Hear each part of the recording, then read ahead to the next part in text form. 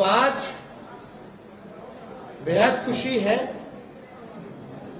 कि मुकेश साहनी जी ने आज महागठबंधन जो है उसमें शामिल हुए हैं और हम सब लोग, पूरा राष्ट्रीय जनता दल परिवार, सभी हमारे महागठबंधन के सभी साथी, इनका हम लोग स्वागत करते हैं। और आप लोग सब लोग जान रहे हैं कि आज शामिल हो रहे हैं, लेकिन इससे पहले महागठबंधन में हम लोगों ने सीटों का ऐलान कर दिया है। सीटें बता दी गई हैं, कौन सा सीट कांग्रेस के खाते में गया और कौन सी सीटें जो है लेफ्ट पार्टियों के खाते में गई, और कौन कौन लोग कितने कितने सीटों पर लड़ेगा। तो आज मुकेश साहनी जी ने एक महत्वपूर्ण निर्णय लिया है बिहार के हित के लिए, संविधान और लोकतंत्र आरक्षण को बचाने के लिए। तो हम लोग इनका स्वागत करते हैं और साथ ही साथ हमारी भी जिम्मेवारी बनती है कि इनको साथ लेकर के हम चलने का काम करें और इनको भी सम्मान दें। तो उसी तर्ज पर जैसा आप लोगों की जानकारी में है, जैसा महागठबंधन ने ऐलान किया था इसी जगह पे कि 26 सीटें जो है राष्ट्रीय जनता दल चुनाव लड़ेगी। तो हम राष्ट्रीय जनता दल अपने कोटे में से उस 26 सीटों में से हम 3 सीट जो है मुकेश साहनी जी को, हमारे पार्टी का निर्णय हुआ है, पार्टी का निर्णय हुआ कि 3 सीटें जो है वो मुकेश साहनी जी को दी जाए। राष्ट्रीय अध्यक्ष जी का भी निर्णय है और वो 3 सीटें, पहला गोपालगंज है,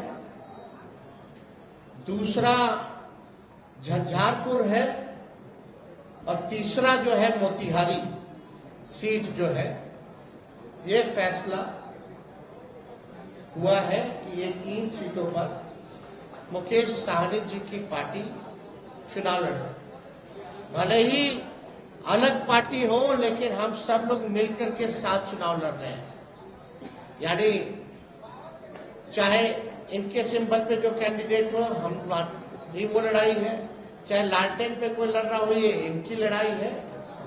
और ये एक मजबूत गठबंधन आगे बिहार के भविष्य को देखते हुए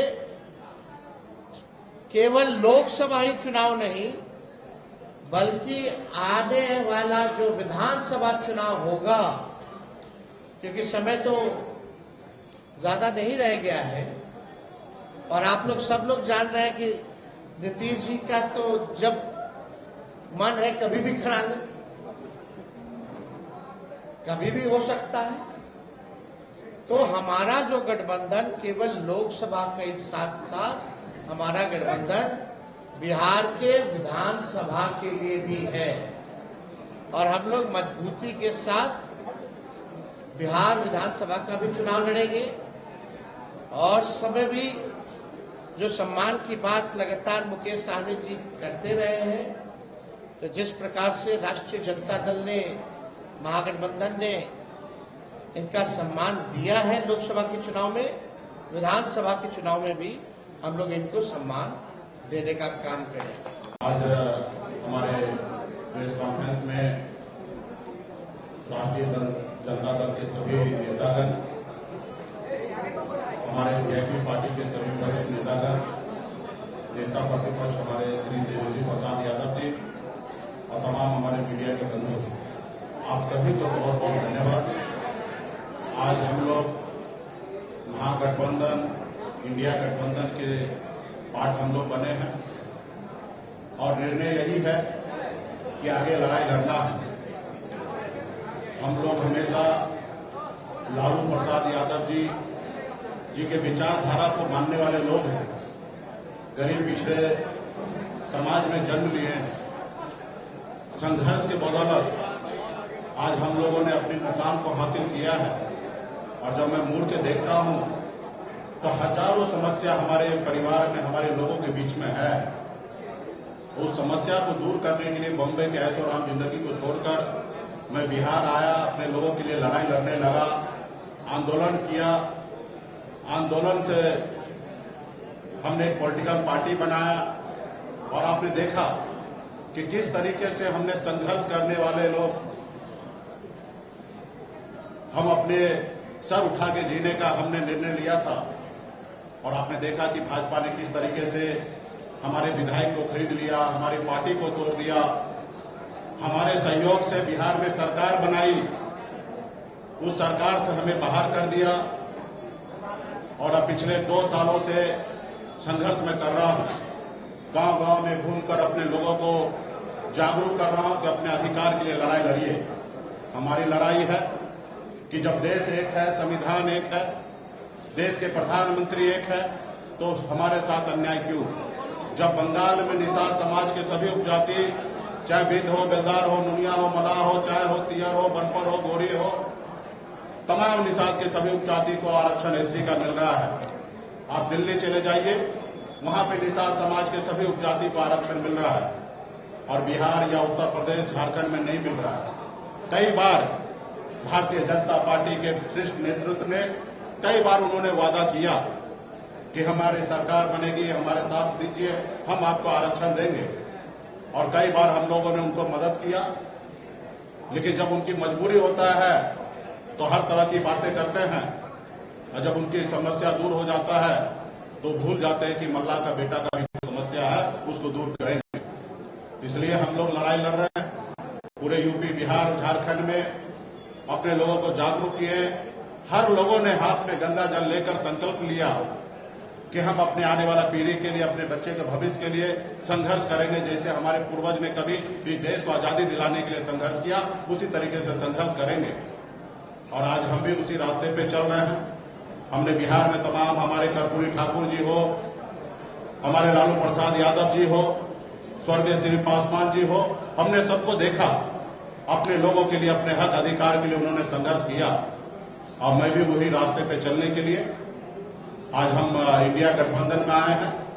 और निश्चित तौर पे 2024 का जो चुनाव होगा उसमें आप सभी को, देश के सभी लोगों को ने बिहार का जो रिजल्ट आएगा उसमें चौंकाने वाला रिजल्ट होगा। और मजबूती से हम लोग लड़ेंगे।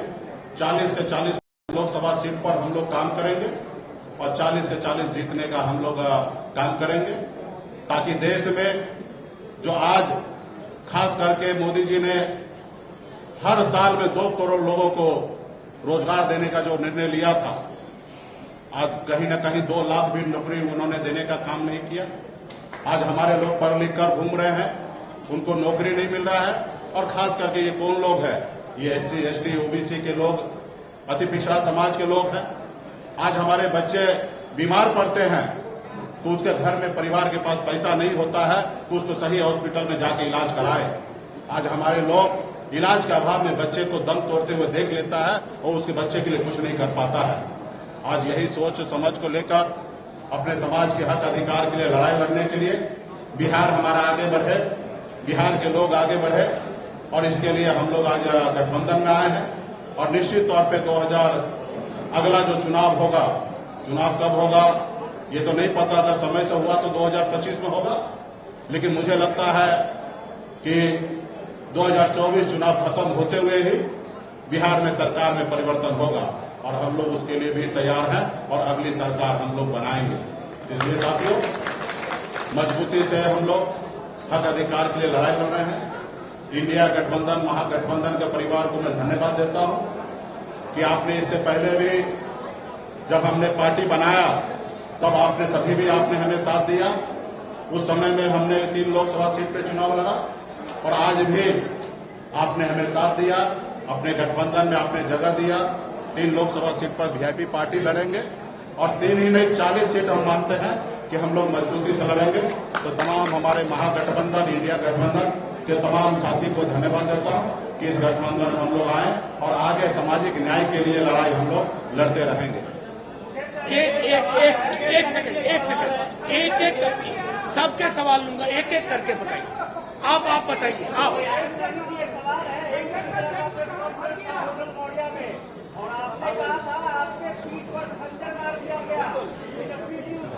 हमें पूरा उम्मीद था कि ये सवाल जरूर आप करेंगे।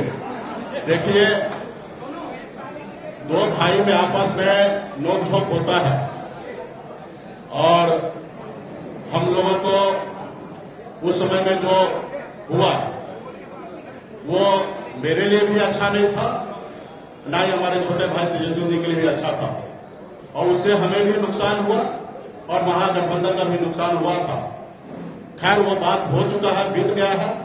उस समय में तो सिर्फ हमारा नंबर नहीं घोषणा हुआ, इसके लिए हमने थोड़ा सा कह सकते कि क्रोध प्रकट हमने कर दिया था।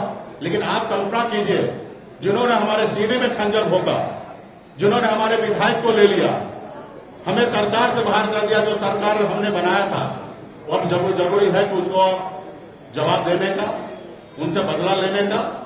और आने वाला समय में जब दो भाई है, घर है, परिवार है, तो छोटा मोटा नोकझोंक हुआ, उसको हम लोग अभी आने वाले समय में उसको दूर करेंगे। एक मिनट, ऐसे कोई सवाल नहीं होगा ना भूपेंद्र जी। भूपेंद्र जी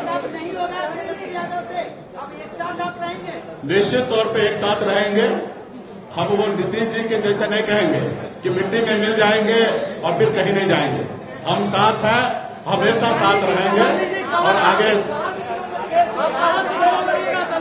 वो समय आएगा, आप लोगों को जानकारी दे दिया जाएगा। पार्टी फोरम पे इस पर चर्चा होगा, कौन सा सीट पर किसको लड़ाना है, कौन पार्टी के पदाधिकारी लड़ेंगे। और हम लोग पिछड़ा समाज के लोग हैं, निश्चित तौर पे हम लोग चुनाव मैदान में हम 40 से 40 सीट जीतने के लिए आए हैं और मजबूती से हम लोग लड़ाई लड़ेंगे।